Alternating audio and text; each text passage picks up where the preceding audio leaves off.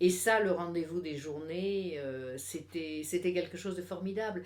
Les journées de la Paz sont des moments magnifiques. Voilà, sont des moments magnifiques.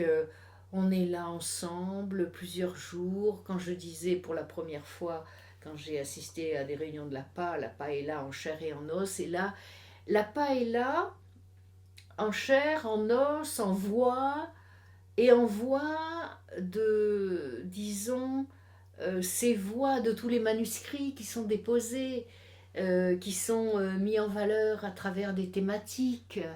C'est ça, c'est sans doute. Au cours des journées, il y a des intervenants extérieurs, ça c'est sûr, des spécialistes de tel ou tel thème, Annie Ernaux, tout à fait merveilleuse, incontournable.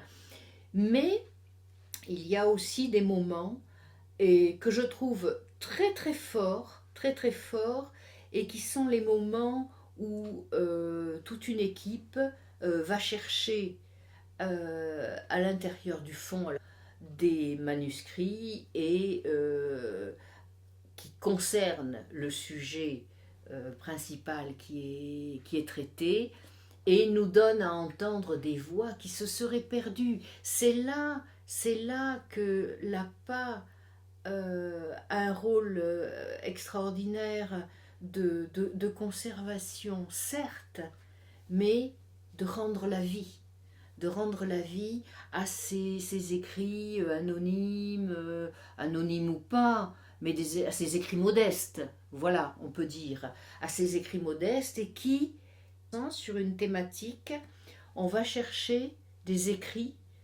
et qui ont des approches différentes et complémentaires. Et là, ça donne une amplitude.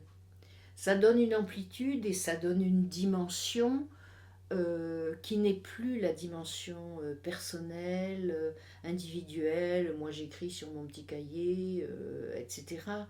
C'est quelque chose de plus large qui est de l'ordre de l'histoire du temps présent ou des temps écoulés, il y a peu.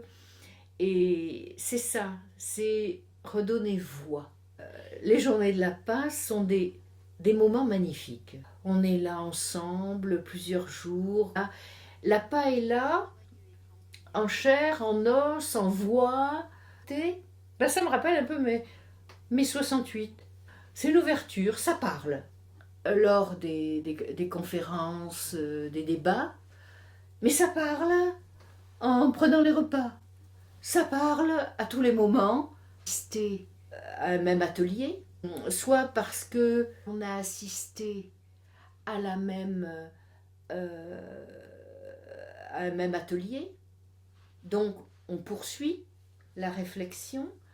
Beau succès pour ces journées de l'autobiographie, qui ont réuni plus de 100 adhérents venus de toute la France pour se ressourcer, pour s'informer, réfléchir, témoigner, échanger, écrire en atelier, dans un climat joyeux et convivial où chacun est sensible à la façon dont les choses se sont passées, avec beaucoup de gentillesse, d'écoute des autres aussi.